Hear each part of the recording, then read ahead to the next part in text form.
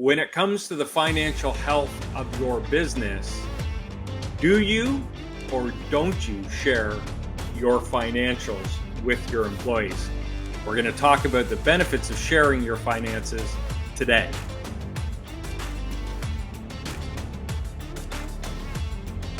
Welcome to the KeyHire Small Business Podcast, where we cover the issues that help owners scale their small business. I'm Corey Harlock, creator of KeyHire Solutions, and I'll be your host. Our guest today is Manny Skevofilax. That's a mouthful. He's the principal of Portal CFO, where they help business owners maximize profits and overcome growth challenges to achieve their financial freedom. A couple notes about Manny. He grew up in the restaurant business. So did I, Manny. And he learned to do a lot of math in his head, led to his CFO background, I'm sure. He made a career change at 27 and worked as a corporate banker. And he likes to visit the island of Carpathos, where his parents were born. I'm going to go out on a limb and say that's got to be around Greece. Let's find out. Bring him on, Matt. Manny, how you doing? I'm doing great. Thanks for having me, Corey. Is it Greek? It is Greek, yes. Right. I think we talked when we first met, which was a while ago now. I was talking about Afghanistan. Paracalo. You're excellent Greek. So, well, it's not. That's the only thing I know. We honeymooned, me and my wife years ago, honeymooned in Greece. You know, we weren't in the financial situation we are now, but we were asking for people for so much help. We said, man, we got to figure out how to say, I think it's thank you, right? Afghanistan. Mm-hmm. Yes, perfect. And it'll take you a long way, that word. It does. And I learned that. My wife is French. She's from Montreal, and her first language is French. So way back in the day, I mean, my French is horrible, but if you just learn how to, my go-to is, excusez-moi, mon français, c'est pas bon, parlez-vous français? Wow. My French is bad. Can we speak in English? And immediately people will go, yes, we can speak in English. But if I go up and say, do you speak English? They'll go, nope. Right? So if you just show people you're trying, right, they're more apt to help. That's outstanding. Yeah. So where is the island of, is it Carpathos?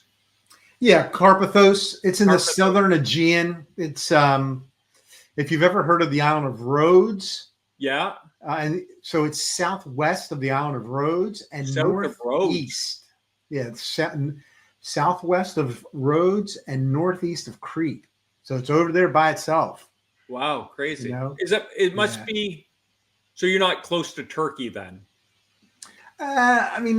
Yes, technically yes, but it doesn't have the view like from Rhodes. You can see the Turkish coast, right? Yeah. From some of the other eastern Aegean islands, you can see. Okay. You can't see Turkey from the island. Very cool. Well, we're not here to talk about geography. We're here to talk about finances. So, when you and I first met, we talked about and you brought up the topic of the importance of sharing finances with your financials with your employees. And it's funny, I have clients that do, and different levels of transparency, and I have some clients that absolutely do not. And so I think this is going to be a real interesting conversation, because I think it's a real neat way to get people to buy in and understand the importance of their role within your company. I'm interested to hear your thoughts. Mm-hmm.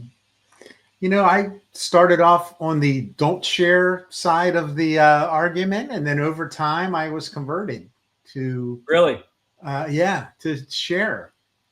And was there one event that crystallized that for you? So the interesting thing is, in America, we have the ability to portray ourselves in a financial lens that we really truly don't possess.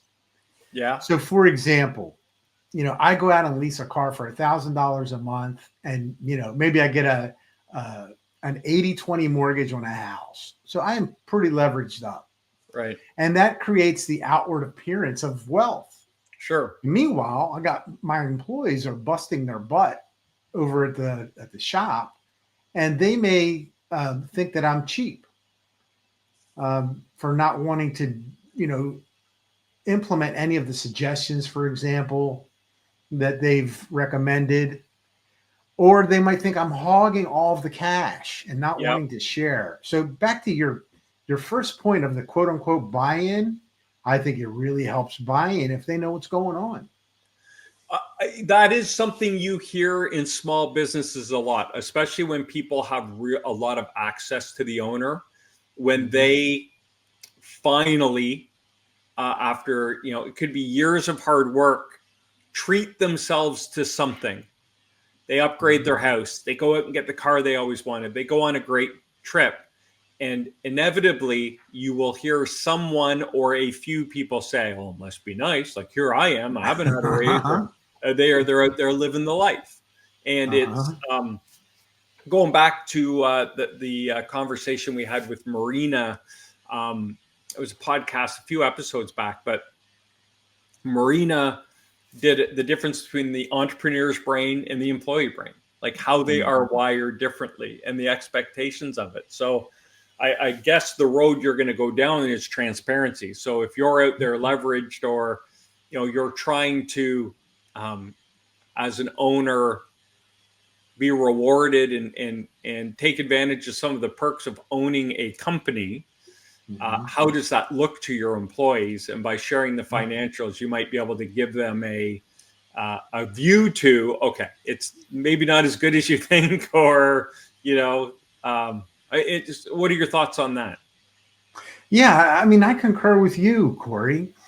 In my experience, I think Manny, this is going to be really boring. You got to disagree. Yeah. Well, having seen so many examples of the other way, keeping the employees completely in the dark, and they're like, that jerk doesn't know, anything of what's going on in here, doesn't take any of our suggestions. When you say, just interject there, when you say suggestions, it could be, we need a new piece of equipment, or we need new tools, or we need a new CRM. Are these, like, when you say they're not taking our suggestions, are you referring to suggestions that would cost money to the owner to make improvements in the business? Sure, it'll cost some money, maybe not a lot, but it'll also improve some processes. Right. You got them doing some repetitive stuff. So they don't really understand you because of what you just mentioned with the lady that went over the entrepreneur brain versus the W-2 brain. They don't understand. You don't understand that jerk has his personal guarantee on that $2 million line of credit that's funding the company. And also they have a lien on his house. You don't understand that part.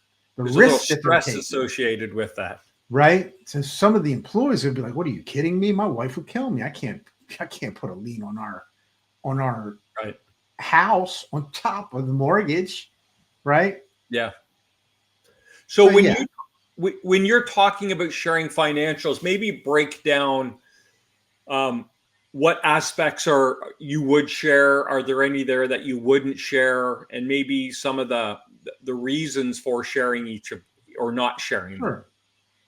So in my experience, and what really sharpened it was the economic downturn of 2007 and 2008, the global phenomenon. You're going way back.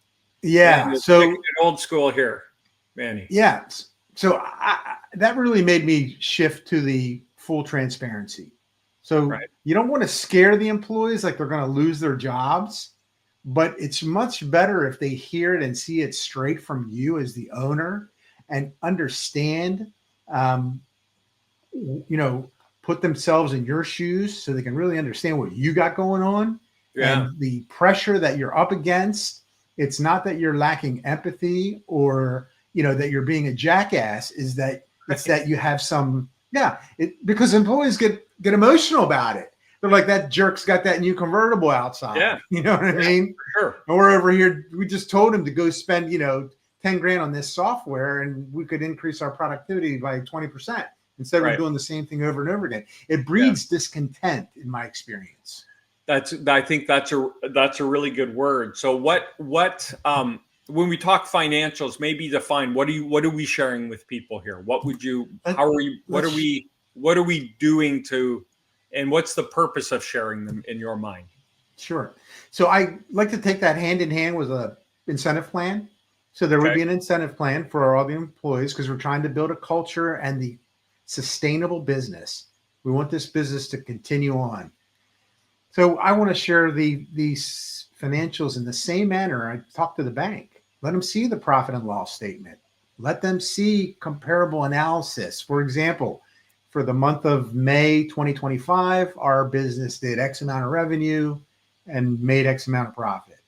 And by the way, a year ago, right, this is how we get our questions, May 24, we did 10% more revenue, but we made less money.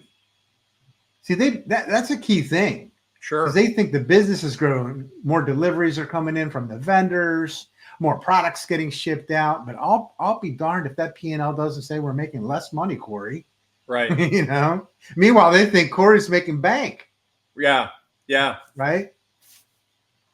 I think the other side of that is what I've heard some of my clients talk about is when everyone knows the number and it goes towards incentive or bonusability, you can tie that into waste. If I'm in the shop and I don't care, a piece of, an expensive piece of metal or something that's coming through that I'm working on, and I screw the first one up, I just throw it in the garbage and grab the next chunk of metal.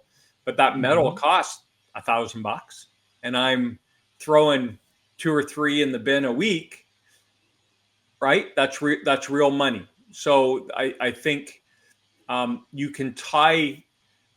One of my clients in particular, he actively talks about how can we tie the P&L into every job in this business so people understand how they're contributing to the success of the company, so we can then bonus them back as much as possible. I think that's brilliant. That's a wise man. He is a good guy. Yeah, he's a pretty smart guy. Yeah, he's one of my favorite. The more we use your 2 words of buy-in, the more buy-in you get. Right. In my experience, from your employees, the more successful you're going to be, because they're going to treat the business like it's theirs. Well, Marina would argue and say that they never will. They'll be more responsible about it. They'll understand. I think you want people to do their best and everyone kind of working in the same direction, right? We talk all the time on this podcast about there's no doubt when you have a leadership team in a small business, everyone is trying to do their best, but oftentimes their efforts aren't aligned. So everyone's just kind of scattered, right? And I think what you're talking about by producing these financials and tying things to it is aligning everyone, get everyone pointed in the same direction and rowing in the same direction, whatever other analogy you want to throw in there. Yes. And you make people feel included. So maybe those guys in the warehouse, the guys in shipping, maybe these guys that are doing it every day can come up with some good process improvements. Correct. Let's do it, simpler and easier. Let's not reinvent the wheel. Yeah. What are we doing in here that really it doesn't make sense anymore because it's how we've always done it? Yeah. Where can we really improve? Because as the owner, I might not have all the answers. And I want my employees to be encouraged to come up with that kind of analysis. I agree with you 100%. And then even beyond that is, a lot of things fall under the umbrella of this is the way we've always done it. You talk about shipping, receiving. Why are we using these hotshot services? Why do we use ABC Hotshot? I don't know. We've just always used them. Okay, well, has anyone ever thought to call the competition and compare pricing or purchasing, right? Well, we've always bought from this company. Okay, well, do we have a purchasing program where we have an ABC supplier and we can kind of make sure they're always giving us their best pricing? And if we're getting price increases, are we asking the questions, right? So if you start empowering people to make their part of the business as profitable as possible, now you're on to something. Yeah. Go ahead. Sorry, man. Go ahead. Well, I wanted to share the other piece with you. For business owners that have, let's just call it more businesses, they may not.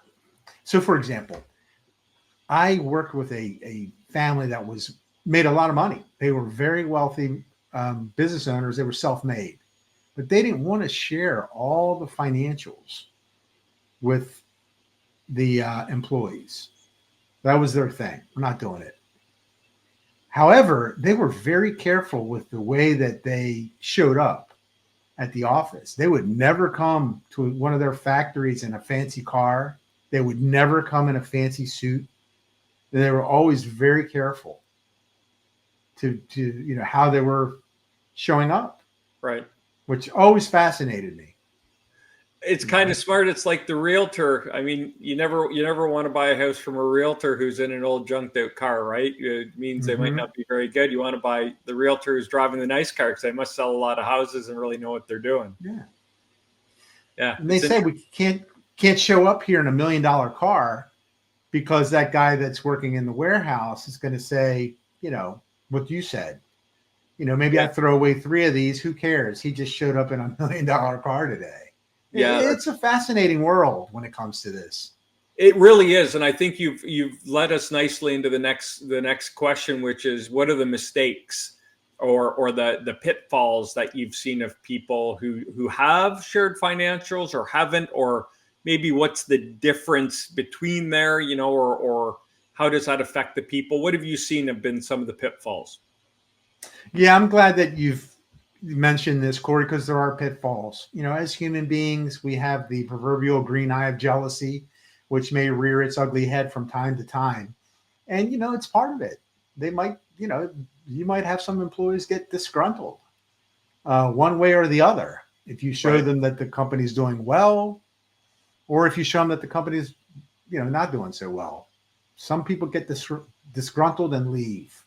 Right. So that's a pitfall. Right. And I think those people who are going to get disgruntled and leave are going to do it kind of no matter what you do sometimes.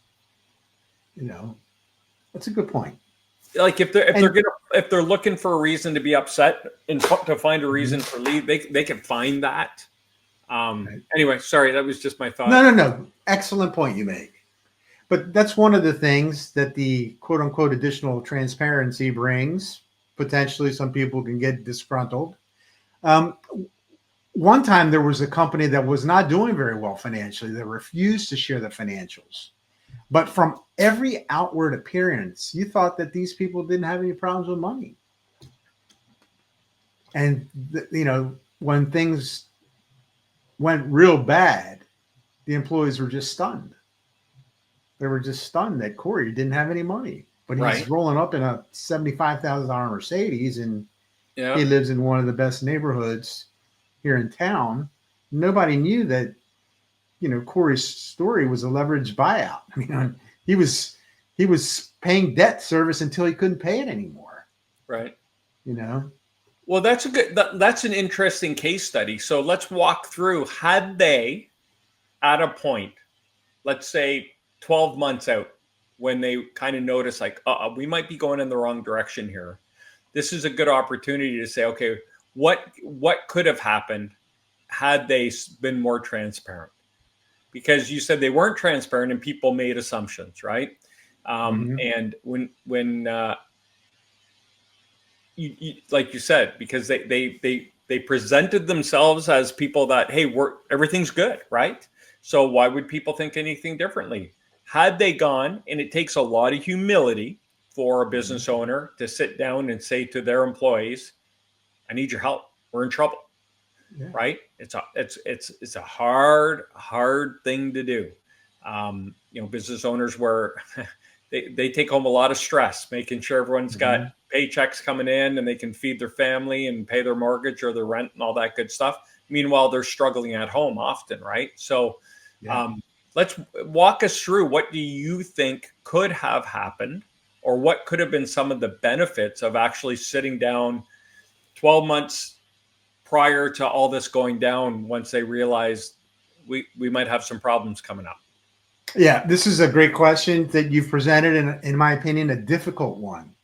Yeah. So if they would have at least given some more transparency to their employees, then, I mean, I'm speculating.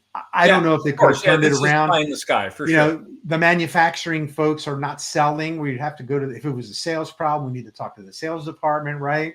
What kind of problem was it?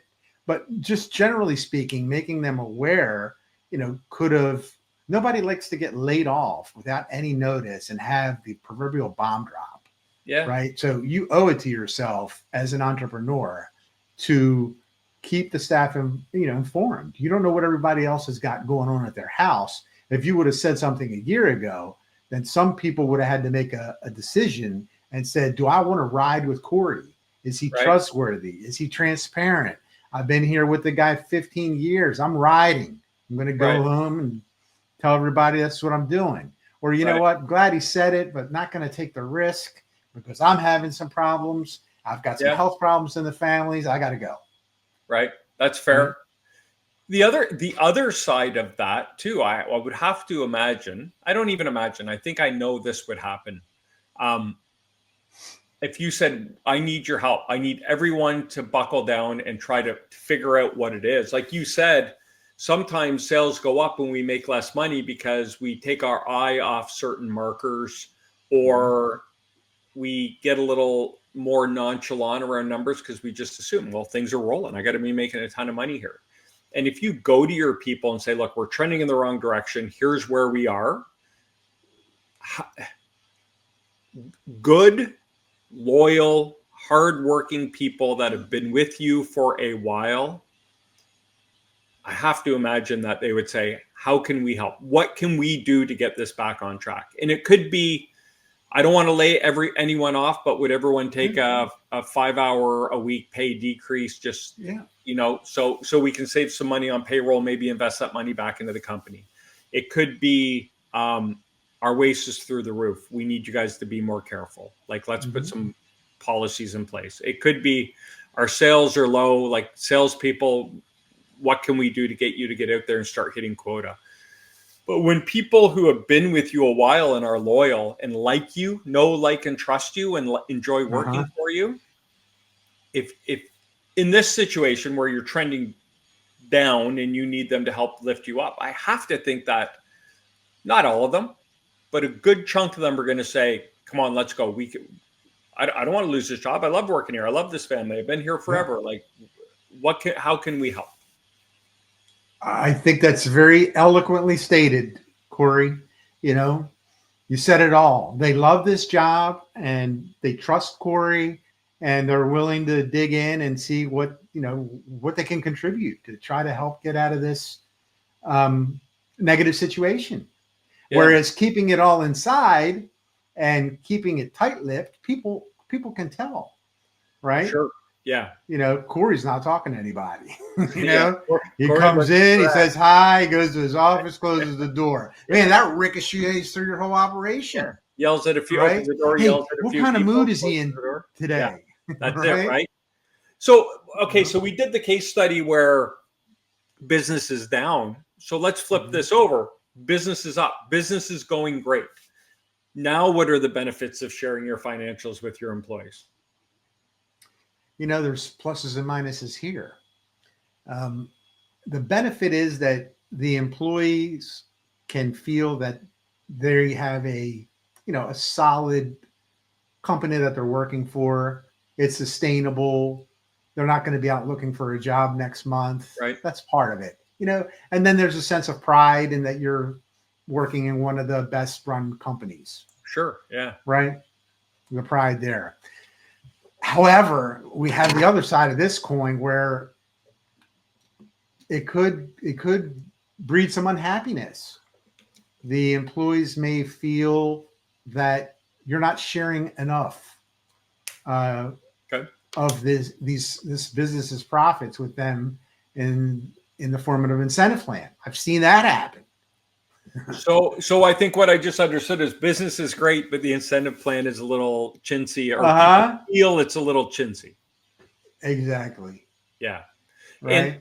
And incentive plans, I don't think we've ever done a show on incentive plans, Manny. You just, Matt, make a note. We need to do a show on incentive plans because they are relative. And I've been in a situation where we put someone into a company, and the owner said, I'm very generous with my employees. I give a very nice bonus every year. It's discretionary, but trust me, it's very nice.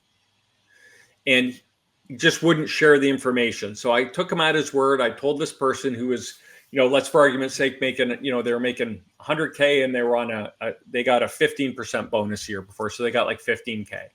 Well, they came over here. Now they're making 120, whatever it is. And they got a $2,500 bonus at the end of the year. Right. To that owner, that's very generous based on nothing, based on, I have 100 employees and I'm going to give them all $2,500. That's 250. Tell me if my math is right. $250,000. That's a lot of money. That's pretty generous coming out of my jeans. Right. So incentive plans are relative to the company, but there is market data out there that can help you make sure you have a competitive plan. And that's what we go through a lot with small businesses. I'm sure you are too, because oftentimes we get to deliver the unfortunate news of, that's not competitive. It's not enough to make someone excited about coming here. Right. In fact, it's less than they might currently have. So, that's a whole new conversation when it comes to the incentive side. But you're right. A lot of business owners in their heart of hearts believe they're being super generous, and they are, because they're shelling out a shitload of cash. Yeah. But in the marketplace, it might not be competitive. Right. Yeah. That's a tough one when you get that mismanagement of expectations. Yeah. Right. And I mean, easy stuff is just doing like a percentage of over, gross or net sales or gross profit or whatever you want to tie it to, and then pool up that money and share it out. That's a pretty simple way to do things. But I'm going to save that for a whole new show, Manny. Thank you for all right. Great. Yeah, you're welcome. So let's usually we like to end up with tips and advice, but let's walk through give us kind of 3 to 5 best practices. I'm a small business owner and I'm thinking, maybe, and I actually want to throw this out. I'm gonna ask the question, but I'm gonna circle back on something. So, let me circle back first. Sometimes, in my experience, business owners don't want to share their financials because their financials are a mess and they don't really understand them themselves. Have you ever encountered that? Sure, every day. Okay, every day. Yeah. No. Right. So. One of the best practice. So now let's talk about some best practices. So the best practices, number 1 should be get a professional accountant involved. Clean up your books and make sure you know where you are.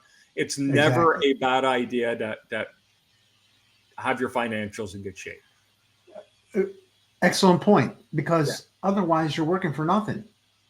This is where you need to be mathematical, right? Because you're putting all this time and effort in, and you don't know what you're costing, what your pricing is. Am I making enough? Yeah. Right. That would be number 1. Am I making any money at all? Like, do I really, no wonder I can't bonus anyone, because we're busy as hell. We're all working our tails off here, but at the end of the day, we're making 2% and it's barely enough to, make it worthwhile. Absolutely. Okay. Sorry, I cut you off. What's number 2, Manny? Make sure that your business is generating the most free cash flow that it can. So those two go hand in hand. You have to have a high degree of profit in order to have a high degree of cash flow. So profit does not pay the bills. Cash flow pays the bills. A little nuance. Just because the P&L says you've made profit, might not necessarily, if you sell on credit, you might not necessarily have collected that money. Yeah, it could be a lot of AR, right? We need some cash flow, free cash flow that you can do whatever you want with. That's what free cash flow means. Okay. Then the third one is the most difficult one. You personally have to find the happy medium of not spending all of the money you make, but still spending some on earthly pleasures. All right. So I'm not talking about being a miser and going into your cave with no electricity. And I'm not talking about lifestyles of the rich and famous. I'm talking about somewhere in the middle. That's going to help you achieve financial freedom if you follow that simple stuff over a long period of time. Very cool. And one of the things I've seen, I think it's pretty just commonsensical, but if you're going to share financials with your employees, don't share anything you want except salaries. Yes. Oh, that's an excellent point. Yeah. How did I forget that one? Oh, yeah. Yes. Very well said. Yeah. You open up. How is Corey making more money than me? Yeah. You know?